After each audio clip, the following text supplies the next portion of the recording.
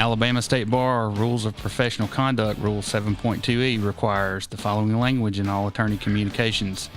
No representation is made that the quality of legal services to be performed is greater than the legal services performed by other lawyers. Welcome to Backstory Podcast. My name is Harry Steele, backwoods Southern lawyer.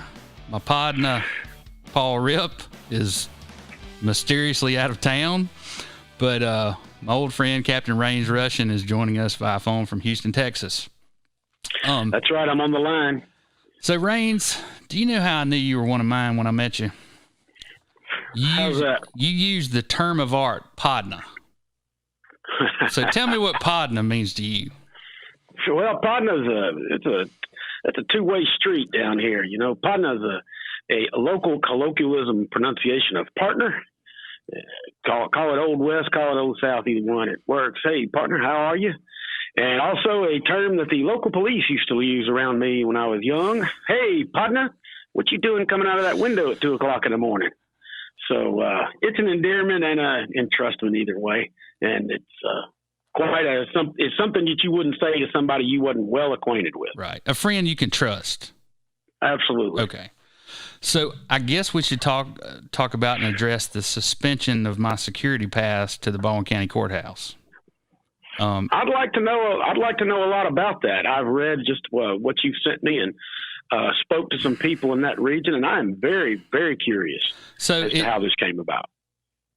So the timing was a little suspicious, and you might consider it petty or retaliatory, but the sheriff says he suspended my security pass when he was contacted by several high-ranking officials about my aggressive behavior towards them. What kind of you were aggressive towards somebody? What did you do? Did you take a swing at somebody? What happened? I had conversations with several people, and in particular, well, I don't know exactly how to explain it, but I can go through a series of emails that I have here, and I think it kind of explains everything. So I wrote it. So after I went to the courthouse Monday morning and was told, and I don't know if you've seen the video on Facebook, but I was told that I was not allowed to enter without being searched. And what video? Where can I see that video at? Backstory Podcast. I believe it's on our website. You got a video of them telling you that you have to be searched? Well, they told me I couldn't. They told me I couldn't come in, and I backed up and recorded it on my phone. And I said, "So what you're telling me is I cannot come in the courthouse, even though I've followed the procedures and I have I paid the appropriate fee. I have the card. You're telling me it's been suspended. Can you tell me? You know?" And they're just next. And I think I should explain this too. And the guy in the video is a friend of mine. The last time we had a podcast, there's 3 videos right now on our YouTube page, and one of them is a video of Doodle making this chicken gumbo. So guess who I took the leftover chicken gumbo to? The guys at the front door at the courthouse. So I mean, they didn't want to do it. They had orders and they had to do their job. I understand that, but I didn't want anybody to think that those guys at the door were like some bad people or something. Are the people who, now I'm in the state of Texas here at the Harris County, Houston, Texas, the Harris County Courthouse, they have Harris County Sheriff's deputies there, not as bailiffs, but as courthouse security. Are these gentlemen you're talking to, are they bailiffs or are they private security? What are they? There was a lawsuit about that a few years back, and where someone was a courthouse security officer. And anyway, it's a little complicated. They work for the sheriff's department. They do work for the sheriff's department. They do work for the sheriff's department. So anyway, okay. I wrote the sheriff a letter on September 17th, and I say, "Dear Sheriff, I have the pleasure of requesting that you reinstate my courthouse security pass. I will not be able to perform my duties as prescribed by law if I'm not allowed to bring my digital devices into the courthouse, or at a minimum, I will be at a disadvantage to my fellow practitioners. These procedures for attorneys to make application, proper payment, and issuance of said ID or pass by your office was dictated by the courthouse security member, of which you are only one member. And it would seem to me that if a member of the bar were to have something revoked, there would be some kind of due process. I wish you would resign, but in the alternative, please reinstate my security pass. Yeah, that was probably stupid. Yeah. That was a nice touch there at the end. Well, thank you. So I got a response email. It says, I'm in receipt of your letter dated September 17, 2019. I have submitted it for review by the Courthouse Security Committee. So apparently they're second fiddle. At the present time, you are allowed entrance into the courthouses. We have 3 of them. That's why I have to buy new tires every 3 months. With your digital devices, but you must pass through the security checkpoint. Coincidentally,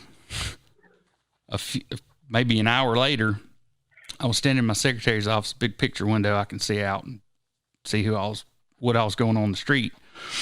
And the sheriff pulled up in front of my office. And so I walked out on the sidewalk and we had a conversation.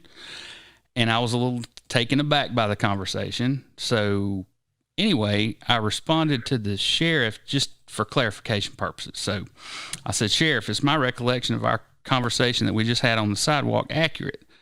That the city attorney, the director of North Baldwin Utilities, the mayor of the city of Bay Minette, and the police chief in Bay Minette have made allegations that I acted erratically or aggressively towards them.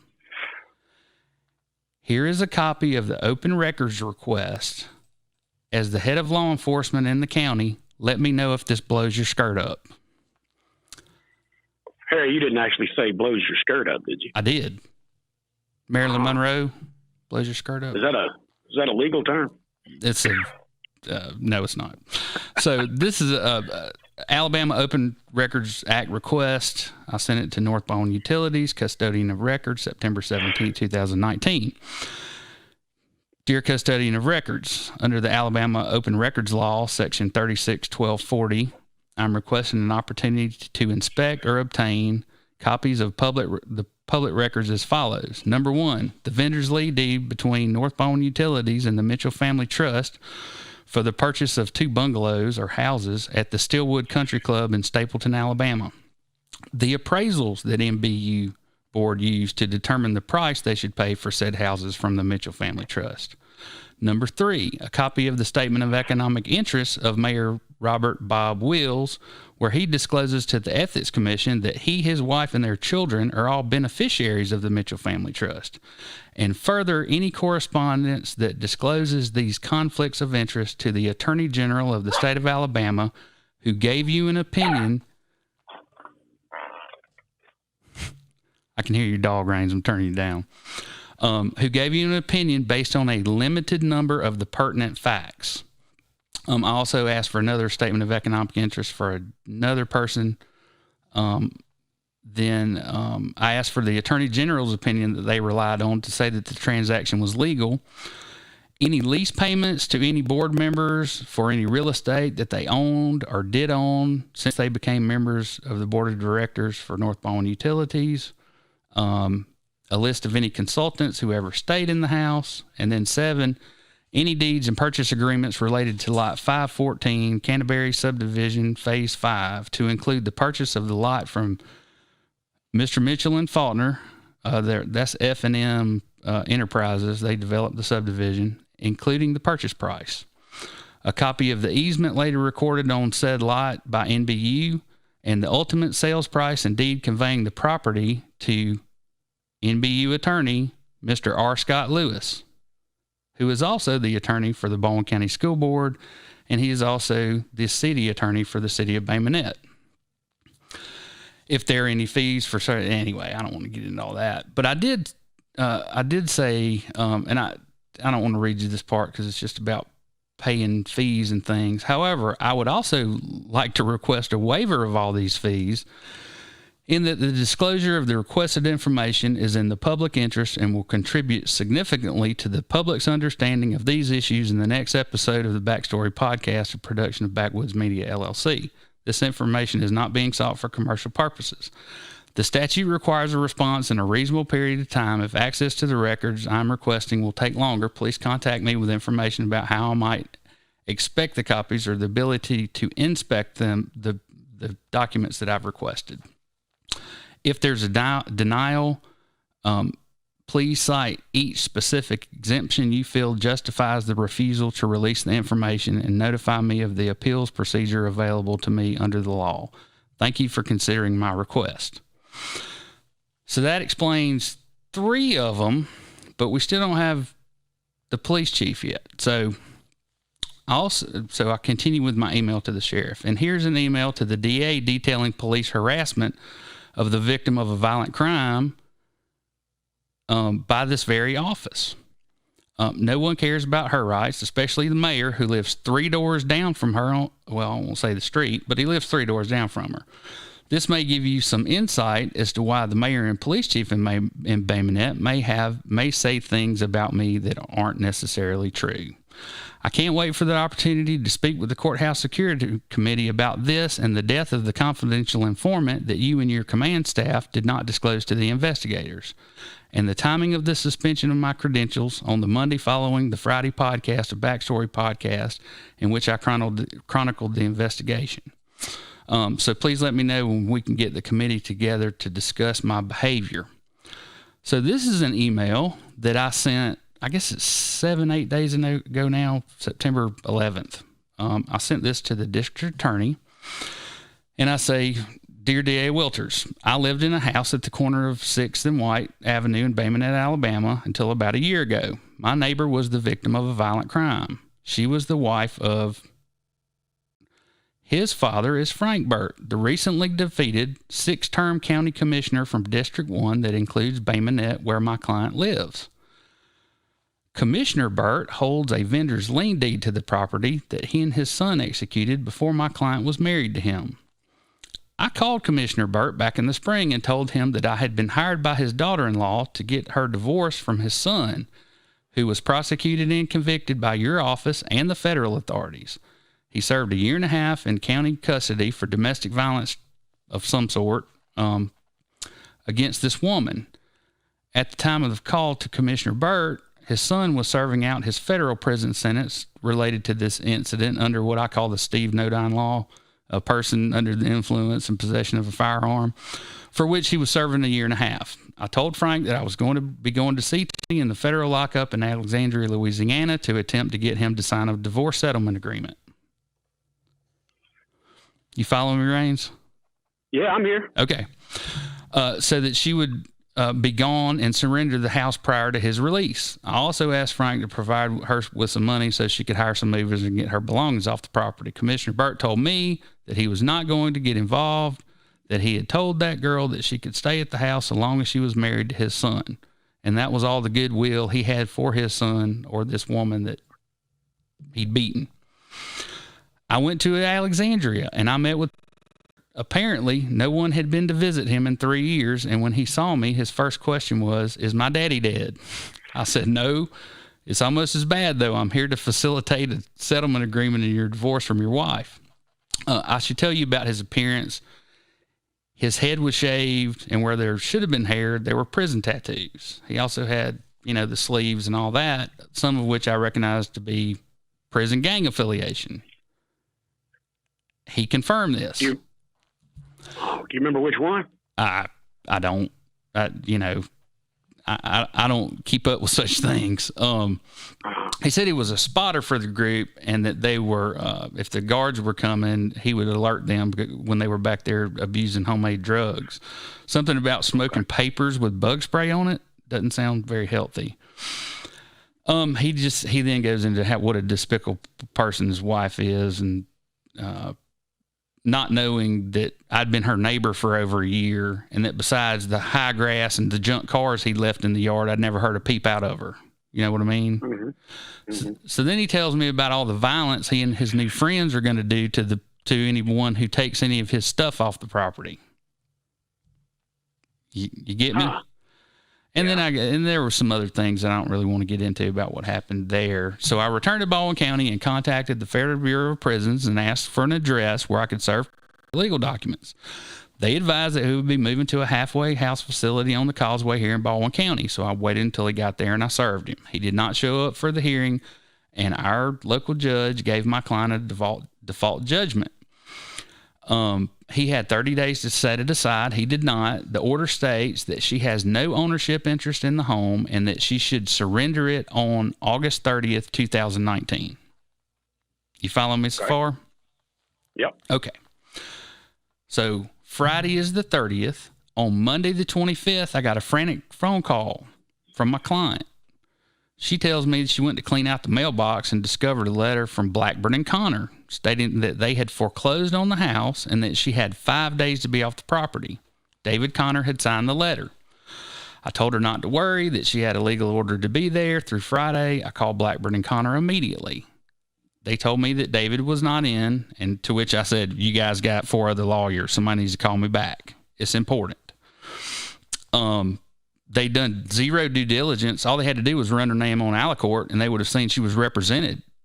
And the fact that I told the person they were working for who foreclosed upon the house that there was going to be an action going on is just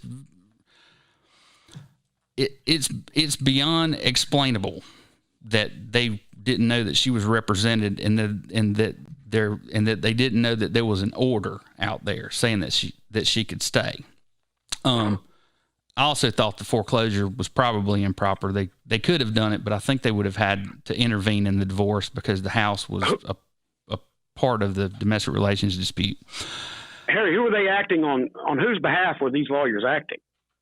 Frank Burt, the commissioner, the former commissioner. The former commissioner, they were acting on his behalf. Right, and I had told him that I was going to be trying to get her out of the house before his son got out of prison, so that he can never be within 1,000 yards of her again. What does it matter, or why would he care? Okay. Was she residing at the home on Monday the 25th? Yes, and so let me get on through this part. So anyway, I also thought the foreclosure may have been illegally done, although after Friday, we had no reason to object to the foreclosure or the method it was done in, so long as my client was not being asked to pay any portion of the unpaid mortgage. You can understand my position there, right? Like, we don't care. Sure. The judge had said it was debt before they were married. So you had a court order to vacate the premises by the 30th anyway. Correct. So when my client called me on Thursday, she tells me that the Bay Minette Police Department had been at her home in force for about 3 hours. They had an anonymous tip from someone saying there might be people doing drugs on the property. I can tell you, because I lived on this block, I can tell you that this house and every other house on the block, save mine and Alan Vick's widow, all look like that. Because the city does zero code enforcement of their zoning laws. Okay. The Bay Minette Police Department. What did they find at the house? Well, let me get through this first. They did not have a warrant, but they assured her that if she did not allow them on the property to search, they would have one in just a few minutes, and then she would be a suspect. So what do you think she did? She let them search the house. Uh-huh. So guess what? They find drugs, but they don't take anybody to jail. Why would they do that? Was there anybody else there? When they got there were several people there helping her move. And when the 6 police cars rolled up, everybody just kind of, disseminated. Uh-huh. So the Bay Minette Police Department, on behalf of a confidential tip of some sort, showed up with multiple officers without a search warrant to inspect a residence that was in the middle of a move out. Am I correct so far? I couldn't tell you why they showed up, but they said that it was because they got an anonymous tip. So remember about the phone call I made on Monday? Uh-huh. Guess when he called me back? Thursday afternoon? Friday at 3:00.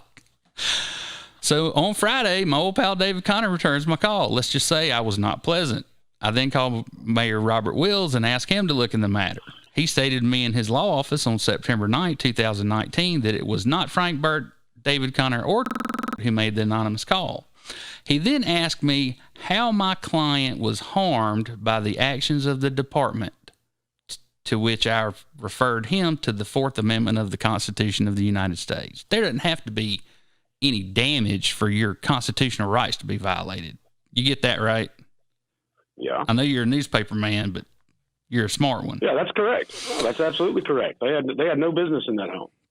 So then, this is addressed to the DA. So I say, so now I'm asking you, as the victim of violent crime, she was never notified that she was to be released.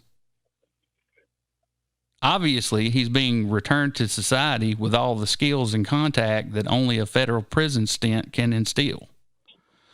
Right. I want to know who made the anonymous call to the Bay Minette Police Department, acted, and why they acted upon it at this particular time, one day before Ms. Burt was to be off the property. Every detective knows you aren't allowed to believe in coincidence, and I sure as heck do not, especially in this case. Frank Burt and Bob Wills have had a long-term symbiotic political relationship, and I'm sure you are aware of this. The reason that I'm so concerned is that the mayor lives 3 doors down and drives past the place 4 times a day. If he suspected drug use at the residence, why not tell the chief of police who works for him? And to make my point again, I will say that every other house from Hand Avenue to the cemetery and from 31 to 7th Street, every house looks like that people who live there probably are doing drugs because the city doesn't do any code enforcement. There's a dang camper in almost every driveway in this town, like a travel trailer camper. You know what I'm talking about? Uh-huh. A pull behind. Yeah. Yeah. Mm-hmm. And while we're talking about the Bay Minette Police Department, another client's son was given a ticket for loitering in the parking lot next to McDonald's here in town. He was returning from a fishing trip, and he thought he had a flat tire on his trailer. He had a boat behind him. So he pulls over in the McDonald's parking lot to see what's going on. So he gets out, and he's back there, checking his tires. A Bay Minette police officer pulls up, gets out, tells him he needs his license because he's going to run him for warrants. So it turns out it's not his tire. It was something like the fender well in his truck. So he's over there fooling with that. The police officer comes back, hands him his license and a ticket. Guess what the ticket was for? He actually got a loitering ticket? He got a ticket for loitering, and this is what he said. The officer approached him again and said that they were under instructions from the chief of police to write tickets for loitering if anyone was hanging around the parking lot. So I conclude my email with saying, I hope you will look into these concerning matters. Thank you for your help. I certainly appreciate that this is a delicate matter and do not expect an answer in a few short days. Well, let me just run this down so make sure that I understand it just right. In the last few weeks, you sent requests for information, clarification, and basically just tell me why this is sort of communications to the mayor's office of the city of Bay Minette. Well, let's back up. I initially went to the mayor and I said, I sure hope that these 3 people aren't the ones that called in the confidential tip, right? Mm-hmm. And then he told me, I don't know what the big deal is. How was she harmed? They didn't arrest her, that kind of thing. So that's when I went to the DA about it. That was 7 or 8 days ago, September 11th. Okay, so many days ago. all right, I got it. So then, let me run this down. Wait, let me stop. Okay. Let me run this down. So in the last spate of about 30 days, you've had interactions with the DA of Baldwin County, the mayor of Bay Minette, whoever's running the North Baldwin Utility Service, and I guess you hadn't talked to the police chief, but you've definitely been asking questions about the way the police department's doing things, right? Certainly. So since there's no such thing as coincidence, do these happen to be the same people that have made a complaint to the sheriff about you? Well, let me back up now.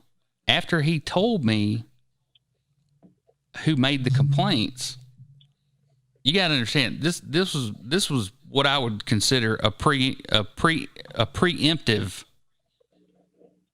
smear. Does that make sense?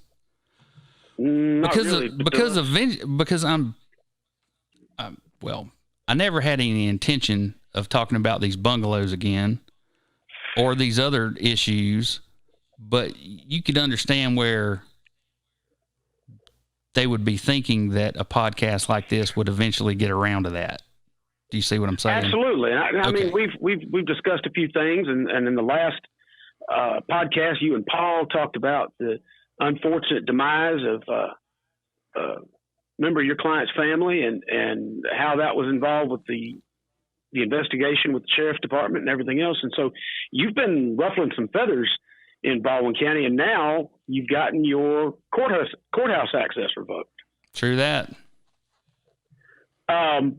Anybody else had their privileges revoked at the courthouse in recent memory? Has that board you were talking about, the Courthouse Security Commission, have they ever issued any kind of writ against anybody that says they can't do that?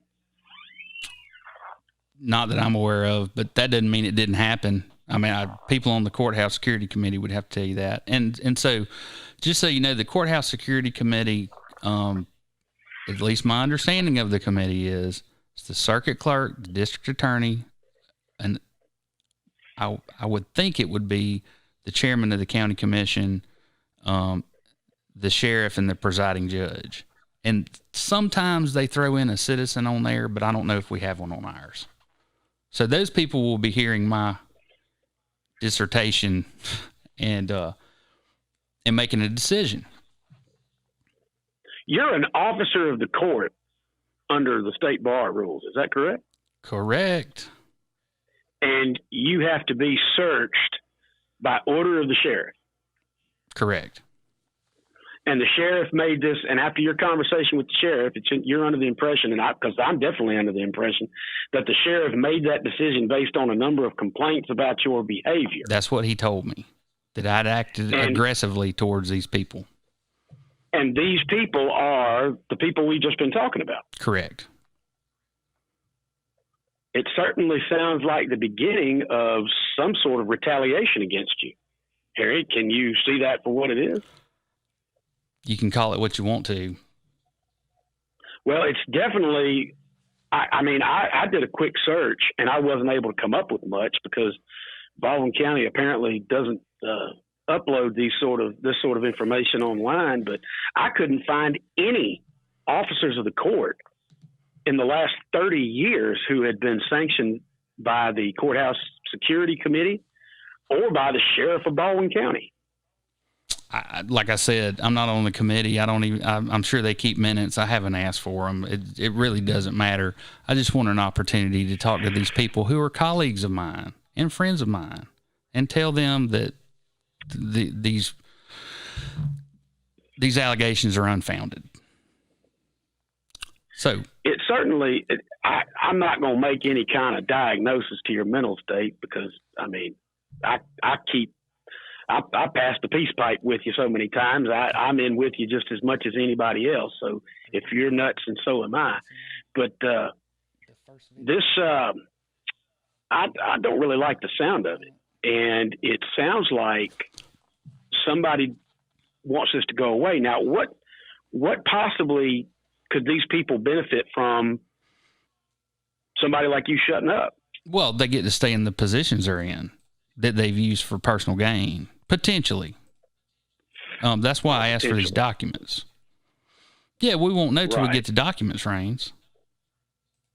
Well, these same documents, this is involving that large property. No. Property purchase in Baldwin County? No. That's a different. This is related to North Baldwin Utility. Well, let's say it's all related because when the county bought the mega site, the theory was we don't have anywhere nice enough in Bay Minette for dignitaries coming to look at a 3,000 parcel to stay, a place nice enough for them to stay. And we didn't want them going to the Grand Hotel or ever to the Battle House in Mobile. So the theory was, well, heck, we'll just buy a couple of houses and have them available for anybody that, is coming here to look at the mega site to stay in. That absolutely reeks of graft. Okay, well, they didn't do that. Oh yeah, they did. And so, so they bought the property from the Mitchell Family Trust And so we're going to upload the Attorney General's opinion that they submitted to that they used for cover. And I'll just paraphrase it for you. Number one, can we buy property for investment purposes? The answer to that was no. Question number two, can we buy property for use of our consultants or our employees? And they said yes. And they said, when it's no longer convenient for us to own it, can we then sell it? And they said yes. So the pertinent things that the Attorney General should have known about was, the question should have been, can we buy the property from a trust where the mayor and his family are beneficiaries of it? Second question, can we buy it from a trust where another member of the utility board is the trustee of the trust? They didn't ask those questions, and I think the answer would have been very different if they had. So you're telling me that these little houses that they bought, they're not little. They're 2,400 square feet. They're just called bungalows because they're in this. Well, you can't even get into Steelwood, Raines. They'd turn you away. They'd think you were there to clean a pool. They'd think I was there to fix a roof. This municipal organization bought these pieces at a golf course that's not in Bay Minette. It's in Stapleton. That's not even in the city. No.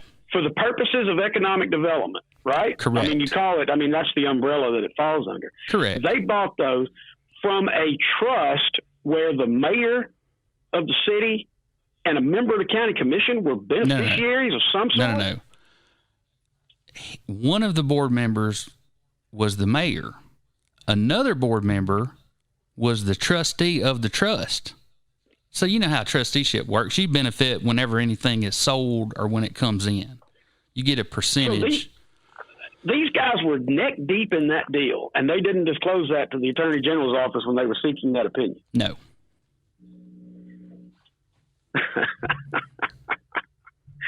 Well, if you're going to do it big. That's how it's done down there. Apparently, it's that just flies right under the radar. And has anybody mentioned that in the media or oh yeah, Lagniappe did an article on it back a few years ago, and the explanation was we would never do anything wrong, and we have an Attorney General's opinion saying we can do it.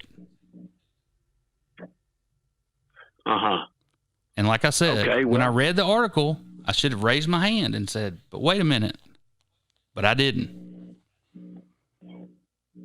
So you're putting it out there that this absolutely graft-laced arrangement is in place. I had no intention of putting this out there, Raines, until the allegations were made. And so then I drafted the public, whatever you call it, a FOIA. It's an open records request, right? Technically in Alabama. Mm-hmm. So, we'll get our hands on it. We'll see what's really going on and what their motive really is.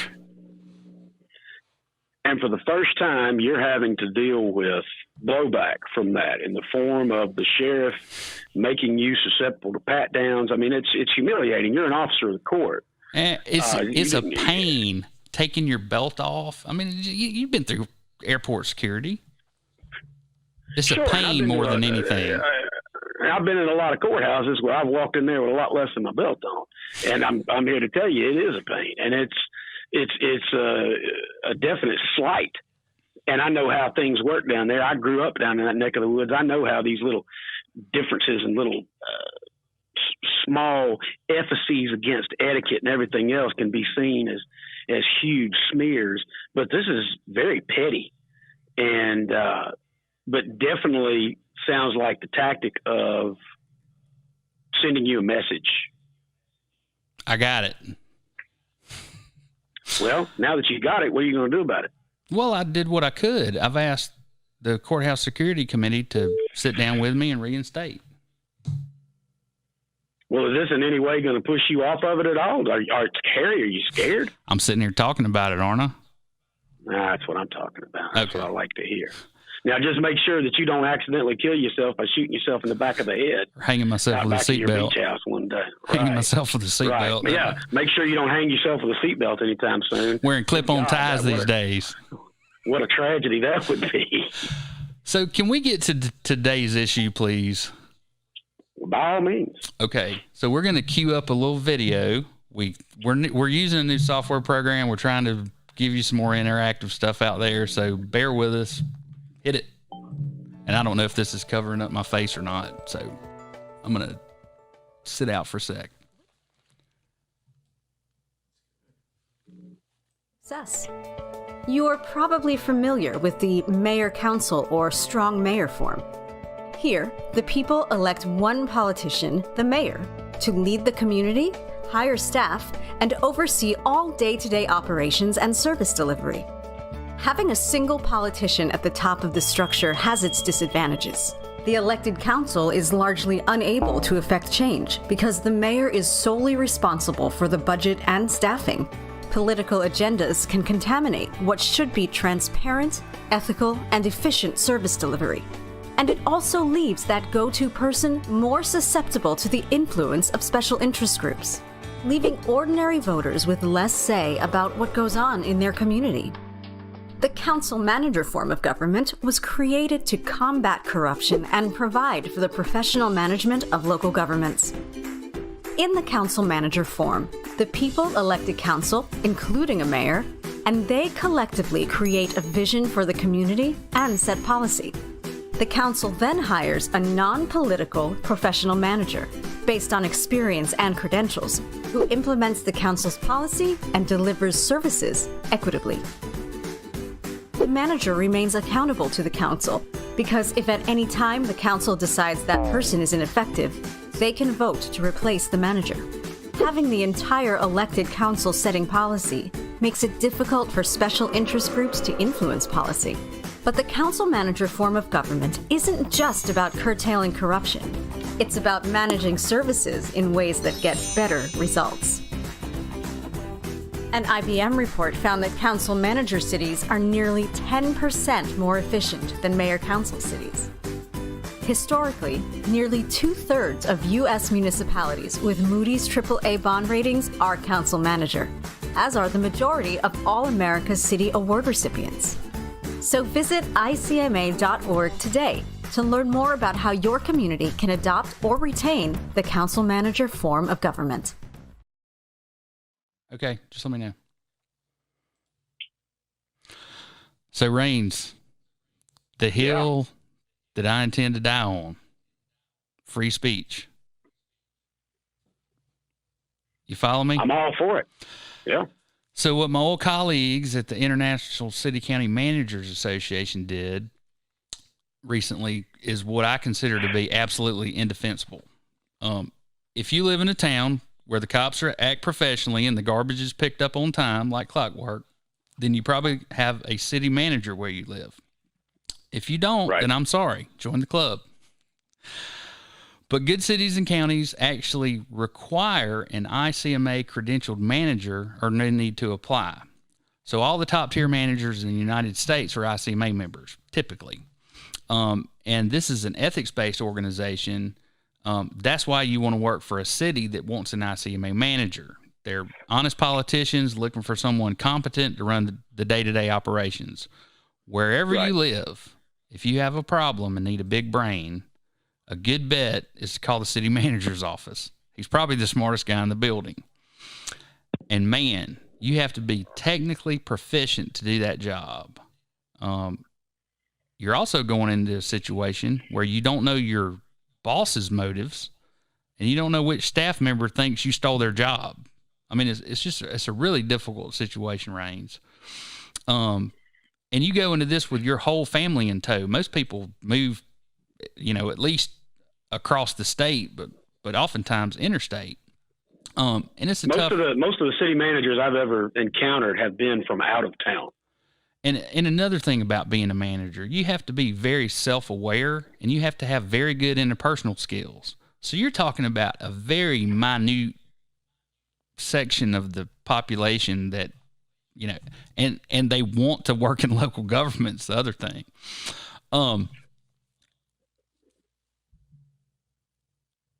Let's see, where are we here? So ICMA, they've come out with a new guideline that in short states, you can't bully a trans person. And Rains, I know you and I are both for not bullying anybody. And you're going to have to go back and watch this. Can you cue the Reigns slideshow, the ginger slideshow? So, over the years, I have sent you texts and emails on Kick a Ginger Day. And I've asked you to find someone to do it for me. Mm-hmm. Always something I can look forward to. Always. But is it, you could have kick a fat lawyer day. You know what I mean? That's every day, Harry. Between you, well, it is recently, but between you and I, it's a gaff. We have fun with it, right? Right. At what point does it become harassment or bullying? Is that just when it's in the workplace? You see what I'm getting at? Well, I guess I'd ask. So this group, the ICMA, I mean, this is a big time business organization. Actually, put in writing. Well, let me get through. You can't bully a tranny, or can you explain that in any detail? Let me get it into a little bit more. But that's where they're heading with this. Now, how they get there is unbelievable. So, I called Mark Ott. He's the ICMA executive director, and it wasn't last week. It was 2 weeks ago, I think. And asked him if this includes compelled speech. And his response was, Mr. Steele, this policy was adopted by the ICMA board and was supported by all of our membership. Yeah, they hadn't even thought about it, is what I'm telling you. When I called them, they not prepared. Essentially, your county or city manager is having their credentials and even membership in ICMA held to ransom by what I'm calling the social justice warrior staff at ICMA. We have another Jordan Peterson clip. You want to listen to that with us, Reigns? Before we listen to that, okay. I've got to clarify something. You're telling me that an important international organization has written somewhere we can't bully transsexuals? That sounds very specific. Is that in some kind of bylaw? Well, where does it say that? We'll get there. This is a stew, man. We got to, we'll get there. Give me a sec. Right. And so we're going to listen to Dr. Peterson again. Go for it. Go on. Is being sensitive to offence such a problem, though? Like, we would have previously called that manners. It's a terrible problem. So imagine you, okay, so the rule is you can't offend anyone, all right? Let's say you're speaking to one person, I can't offend you. All right, fair enough. What if I'm speaking to 10 people? Do I get to offend 1 in 10? How about 1 in 100? How about 1 in 1,000? You're going to come out on stage and you're going to say something important about something vital, and you're not going to offend 1 person in 1,000? Well, you can't say anything about anything important ever without offending probably the person you're talking to. Important speech about important issues, especially contentious issues, is instantly offensive. But there are ways that you can share, I guess, provocative views where you attempt to still do that with an air of, say, respectfulness, where you're trying to mitigate against the offensiveness. This is true. Yeah, you can actually try listening when you're having a conversation, right? Assuming that both people who are having the conversation are of goodwill, and they're not trying to play tricks, and they're struggling towards the truth, which neither of them hold completely, and both understand that. Yeah, you can reach across fairly large gaps and negotiate peace. Thank God for that, or we'd be at each other's throats all the time. Well, say the example of there are some transgender people who want to not be referred to as he or she. They would prefer to be called Z or they. Mm-hmm. If somebody wants to be addressed like that, what does it cost me to do that? It's hard to tell because the devil's always in the details. But as far as I'm concerned, that situation it's not relevant to the issues, for example, that I was involved in. I didn't care if transgender people wanted to be called by some pronouns, like whatever. That's something for individuals to negotiate. When the government makes that a compulsion and insists in their legislation that biological sex, gender identity, gender expression, and sexual proclivity vary independently, it's like, no, they don't. That's wrong factually, and you're not going to compel my speech. I don't care what your damn justification is. So you see that as, am I right in that you see that as a curtailing of freedom? It's worse than a curtailing of freedom. It's a demand that the population uses a certain kind of linguistic approach. It's an appropriation of speech. There's no excuse for that. That never has happened once in the history of English common law, right? It's a barrier that we do not cross. Hate speech laws are bad enough, It's not like there's no hate speech. Like anyone with any sense knows that there's hate speech. Who's going to regulate it? Who's going to define it? And I know the answer to that. The last people in the world you would want to. And then we cross another barrier and we allow the government to compel speech for some hypothetically compassionate reason? No way. That's a really bad idea.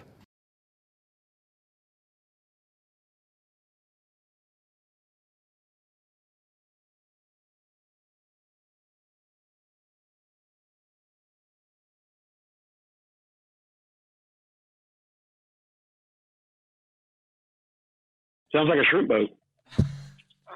That's better. We good? All right. Technical difficulties, new software. So, Rains, on June 8th, the ICMA Board of Directors adopted the following guideline under Tenet 3 on conduct unbecoming. And I'm going to read to you the entirety of Tenet 3, which sounds super fantastic.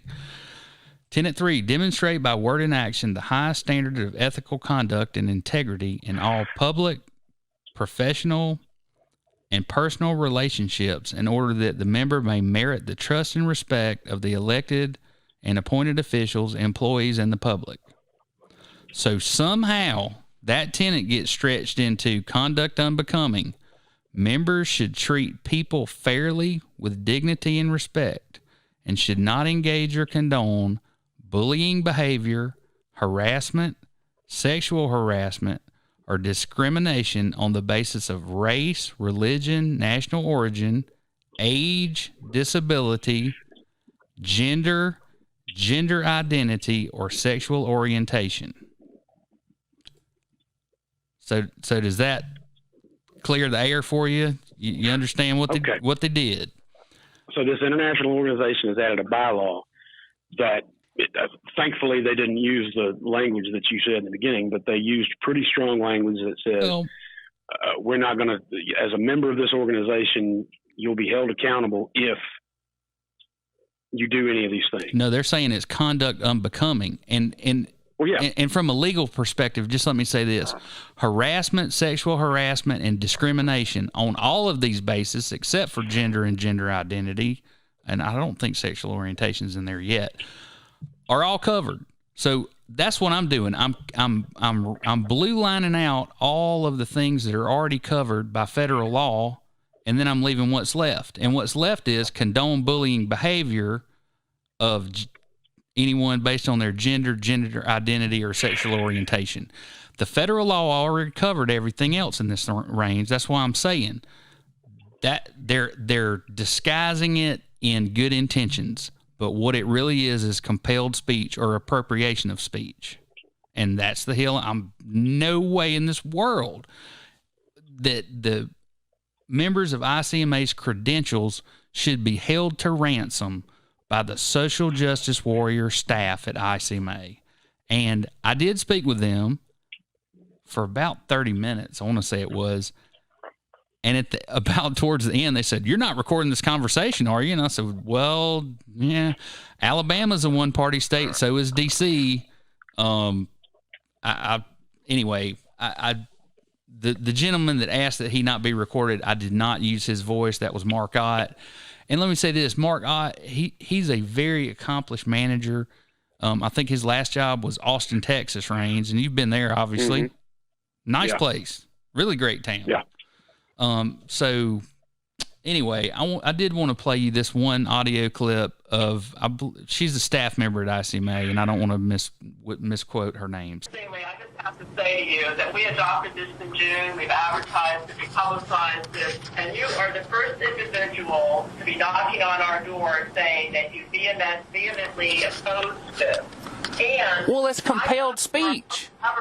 All over the U.S. and internationally who would adopt similar language. Well, So, I didn't want to get too much into it, but you get me? They haven't thought about this, and they haven't thought about so just follow me, Rains. Let's say that you're an ICMA manager, and you go to your council and you say, "Hey guys, we got to come up with a policy so that nobody can bully anybody." And if Rains comes in tomorrow and says, "Harry, I want to be called. I'm having a gender identity crisis, and I want to be called by the pronoun not he or she, but zer in all internal and external communications. And I, as the manager, send out an email and say, everyone please refer to Raines as zer from here on out, right? Except this guy Nick over here says, you ain't going to compel my speech. So then I fire him. So then what's Nick going to do? He's going to sue the heck out of the city. He goes to the Civil Service Commission. Well, he's going to he's going to sue the heck out of the city, and rightly so. You can't compel people's speech. You can have them conform through your personnel policies to certain guidelines. And just like everything else, society will work this out. There's no way that we're going to be in this same position 30 years ago. And, you know, who would have thought we'd have had a black guy that was going to be the city manager of Austin, Texas in 2000? If I'd have told you that in 1960 on the streets of Austin, Texas, you'd laughed in my face. This too, we will figure this out, and it will be a long gone memory, just like, well, not necessarily the civil rights movement, but you know what I mean. I feel like we've moved past that to a certain extent. We haven't moved past that. That's a huge glaring issue in this country to this day. It's been in our lifetimes that we've only started to move past that. So no, the civil rights movement is definitely alive and well and still a struggle. Well, let me say it one more time so you can understand what I'm saying. There was an African-American man who was the city manager of one of the historically a terribly racist place, and you would agree that is forward progress, would you not? Oh, absolutely. Forward progress for that particular circumstance. Right. Let me split this hair. You're talking about a private organization enforcing a bylaw. Correct. Versus a municipality, a government organization enforcing that same bylaw. That's two different things. Well, they're going to have to, Raines. If they don't, and the complaint's filed against the manager, he's going to lose his credentials. Do you understand what I'm saying here? They are going to have to come up with a policy. I do understand that. But that's the same as a member of the IBEW, the International Brotherhood of Electrical and Aerospace Workers, getting a DOD job and working for the U.S. government. And if he doesn't abide by the IBEW bylaws and gets kicked out of the union, that's his problem. But if he doesn't abide by federal laws, he's going to lose his job. It's a choice that you make. I agree. I don't agree with compelled speech in any way, shape, or form from the government. Not at any level. Absolutely not. Well, I'm a proud proponent of the First Amendment. I want everybody to be nice to each other. I do too. I think it'd be fantastic, but I think that's a dream that this country can only aspire to. But correct. As far as a organization putting in a law, I mean, I think your bylaw could be worded better. I don't like to use the term bullying because there's no real. Who defines that? There's no real. The last people that you want to. Well, I mean, that's always a victim's thing, and there's no real federal statutes on it. The Supreme Court hasn't heard many bullying cases to where we don't have an opinion on that from the Supreme Court. That kind of wording, I think, goes away, and it falls under what constitutes harassment. But again, you're talking about for a private organization. I'm not a member of the ICMA. I'm never going to be a member of the ICMA. It's not something I do. So. Well, if some people have their way, I may need my credentials back. Well, I can understand that. And when you say that, you're the only person that's No, I didn't say it. They said I was the only person that's called up there asking about it. That's what I mean. You were the only one that called and asked about it. I understand where you're coming from. I don't want compelled speech in government at all. The government doesn't get to tell me what words I can use, period. That's the First Amendment of the United States Constitution says that you cannot infringe my right to speak. But a private organization, here they can do whatever the hell they want. And that's... They sure can, but the local government is going to have to conform to this policy. That's what I'm trying to tell you. If they have an ICMA manager, they're going to have to come up with a policy to conform to this, or they can just say, "Hey, man, you need to give up that ICMA membership because, you know, this is a bear." We are living under a political climate right now that begs for social reform, and so there are a lot of issues on the table regarding discrimination from both sides, from all sides, actually. And as citizens, we've got to do our dead level best to make sure that we're regulating that and not the government. So organizations like the ICMA take a stand and they say, this is what we want. Now, I agree that bylaw is vague and needs to be refined. I would think an organization of that level would have a little better wording on something like that. But it's not an issue that's going to go away in 10 years. So it's you know, from a strategic vision point of view, they say, let's throw something out there to just cover this in case it ever happens. I mean, it's something that's not going to happen real often. So but they want to have something out there that says, hey, let's, as a professional organization, let's have this little CYA in there that makes us look like we're a lot nicer about these things than we really are. So I want to talk about preference falsification, and it's an economics term. Mm-hmm. And it means that you tell someone what they want to hear under certain social pressures. All right. Mm-hmm. So you come over to my house and I say, hey, man, we just renovated the place. Do you like it? And you're playing Brady Bunch music in your mind, but you say, oh, yeah, man, it's great. I'm thinking about doing the same thing, right? Preference falsification. Professor Timur Kuran, a professor of Islamic studies. I hope I didn't butcher his name. Professor of Islamic studies. This is a trifecta right here. Islamic studies, political science, and economics at guess where? Northwestern. Duke University. And he has written a book called Private Truth, Public Lies, which outlines this preference falsification. So you remember how they told me that, oh, this has been vetted, and we went to all the different regional meetings and everybody said grace over this? Well, just imagine that you're the delegate from the state of Alabama, and they put this forward and they say, what say you, Alabama? I'm just telling you, if I was the guy representing Alabama, I would definitely say, we're all for it. You see what I mean? Mm-hmm. Now, if I was from Minnesota, I might feel like I had a little bit of latitude to say, hey, guys, this is... You see what I'm getting at? I mean... I guess I know this is a hill that you really want to die on, but you talked about this is an organization made up of the smartest people in City Hall. Right. This is not a group of idiots. Well, but let me say this, okay? We've had one ICMA president from Alabama. Guess where he works? I have no idea. Mountain Brook. Because you have to work for a pretty big organization with a lot of dang money. If you can be gone a month of the year to go be on the ICMA board and go to all the different events and that kind of thing. And it is a prestigious thing, and I'm sure and the people of Mountain Brook should be proud that they had an ICMA manager.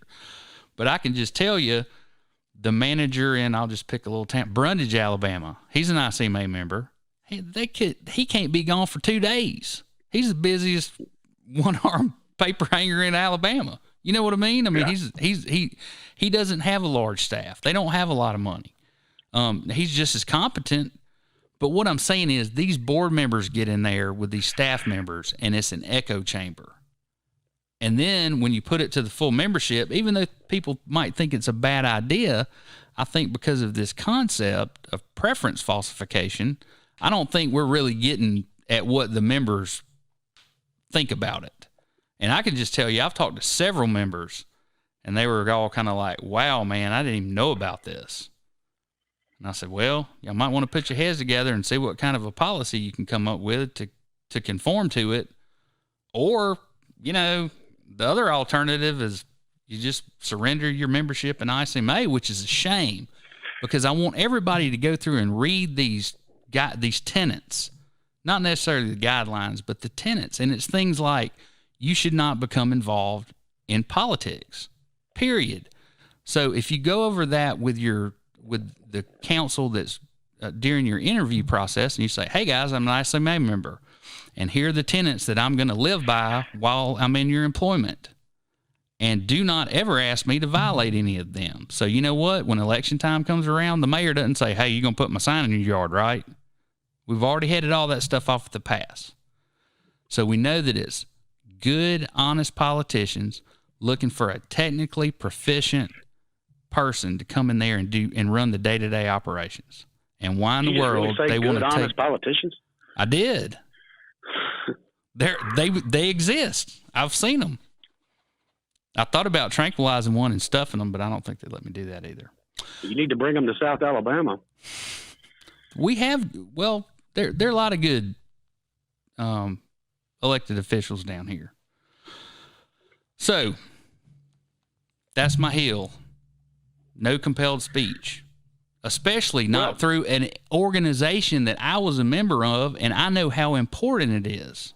It is an extremely important organization, and they used to focus on producing things like books, like local government plays before they had the local government planning books for dummies. But the ICMA Green Books, every professional manager in the 80s and 90s had a set of those books in their office, just like a lawyer had law books.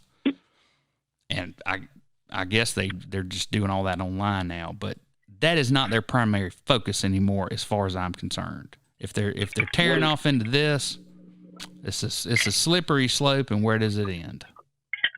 Well, I can tell you this: if you join the Rotary Club of Kingwood, Texas, and you go and take the oath and ring the bell and say that you're going to be a proud Rotarian and support the Rotary Club and abide by the Rotary Club laws, you better be prepared to do that. And if they stand up to say the Pledge of Allegiance at the monthly pancake dinner and you take a knee, you better be prepared to deal with the consequences of that. And it's liable to be you're going to be kicked out of the Rotary Club of Kingwood, Texas. Now, on the other hand, my 10-year-old son attends Texas public schools in the Humble Independent School District, the largest district in the state. And I attended a class with him when he was in first grade, and they said, everyone please rise and recite the Pledge of Allegiance. And we did that. And then they said, all right, will you also join me in a Pledge of Allegiance to the Texas flag? And I didn't. And one of his classmates asked, why didn't you pledge allegiance to the Texas flag? And I said, because I only pledge allegiance to one flag. I can understand That's it. And if my son chooses not to, he's going to not participate in the Texas flag pledge. Well, my son at 10 years old and now in fifth grade is already proving to be much smarter than I am. And he practices what you were just talking about. Whenever they say the Texas pledge, he go ahead and does it. But he knows that he has the right, that he doesn't have to do that because the U.S. Constitution says he doesn't have to do that. And I fight for that. But in the same vein, I also fight the same rights of any individual to say, no, I'm not joining the Rotary Club of Kingwood, Texas, because they make me say the pledge, and I don't feel like saying the pledge. To me, it's two different things. Okay, well, it's not, and let me explain why. A guy who's been a manager for 20 years in ICMA and who went through their credentialed manager program, which is extremely expensive, he values his membership. The ICMA Code of Ethics has always been a coat of armor that these managers could put on to protect them from politicians who wanted them to do something. They can say, listen, man, I'm not doing that. I'll lose my credentials and I'll never have a job again. Because ICMA is kind of like the state bar. If somebody makes a complaint against you, it's on your permanent record forever. So when you make application somewhere, they can call ICMA and say, hey, has Harry Still ever had any dings? And, and they'll tell them. Well, yeah, he had 7 complaints against him, and they were for this, this, this, and this. which I've never had any complaints, nor any bar complaints to date. To date. I've got a feeling a bunch of people that I've never heard of are going to start filing them against me. So I want to switch gears just for a minute, and I know that I already broke this news to you, but since Paul isn't here, we're going to talk about him for a minute. All right. So Paul Ripp, our partner, was in a Showtime documentary about the mysterious death of a businessman in Belize, and the suspect of the investigation was a guy called John McAfee. If you're familiar with the virus protection, McAfee virus protection from the 90s, that's right. So anyway, everybody should get on Showtime if you have Amazon Prime or whatever, and check out that documentary.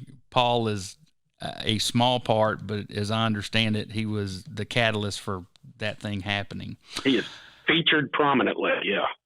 And I can tell you that Raines was in a porno. It's called The Ginger with a Heart of Gold. Oh, no, I was only actually in part 7. Part 7. I was only it was a cameo. Me and a couple of other big timers from that industry made small cameos in that. And it was unpaid, and I don't put it on my resume, but it is a feather in my hat, albeit a long feather. So Paul Ripp's the smartest one of all of us. This man's he got the hell out of the state after that. Arms, and buddy, he knew when to retreat when we started taking on the sheriff of Baldwin County. I'm glad I'm over here in Texas. He said, "Hey boys, I'm gonna be in North Carolina for a couple of weeks, y'all. I'm gonna let this cool off. Y'all hash it out." Yep. So just a few things, Raines. I want you to consider between now and the next time we get together. The Sage of Marcus Aurelius. I'm sure you know what I'm talking about. Everybody else go Google it. You'll be proud that you did. Honoring the dead. And I just wanted to leave everybody with this thought. It's one of the most recognizable moments in Star Trek history when Spock says, "An ancestor of mine maintained that if you eliminate the impossible, whatever remains, however improbable, must be the solution." Do you remember that? It's like Star Trek 6, The Voyage Home. The original quote was from the Sherlock Holmes story, The Sign of Four, published in 1890, which reads, "How often have I said to you, Watson, that when you have eliminated the impossible, whatever remains, however improbable, must be the truth." So I think we'll leave it at that. Mr. Russian, if you would stay on the phone after we go off there, I'd like to talk to you for a minute. Everybody else, we'll see you next time. Thank you.